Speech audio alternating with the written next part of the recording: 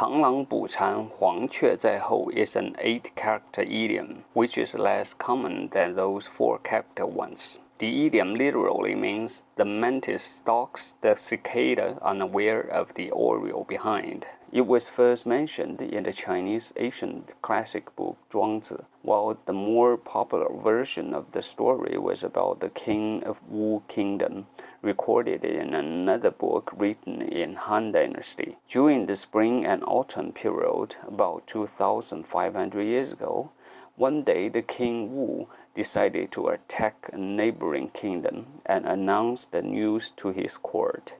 The civil and military ministers all dissuaded him, but the king Wu not only refused to listen, but became very angry. No one dared to speak again. When the smart boy got to know it from his minister father, he really did not want this to happen, as average people would definitely suffer. After careful consideration, he finally came up with a good idea. The next morning, the child went to the garden of the palace early, waiting for the King Wu to show up. In the past few days, King Wu was very unhappy because his ministers opposed him. So he came to the back garden to relax. When he saw the kid was running under a tree, he asked, "Hey boy, what are you doing here?" The boy pointed to the big tree and said, "Your Majesty, there's a cicada on the tree. It stopped at a high branch and is saying carefree. But it doesn't know that there's a mantis approaching behind. The mantis is about to grab the cicada."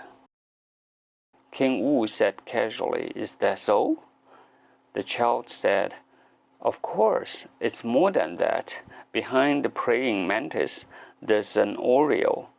It was ready to pounce on the mantis and eat it." When King Wu saw the unusual scene, he suddenly realized something in his mind. If insisting on the fight against the neighbor, possibly he would ignore the unexpected danger. Other kingdoms might take the opportunity to attack the kingdom of Wu. Later, King Wu cancelled his plan to attack the neighboring state. Nowadays, we usually use the idiom to describe a situation that someone pursues petty gain while neglecting great danger.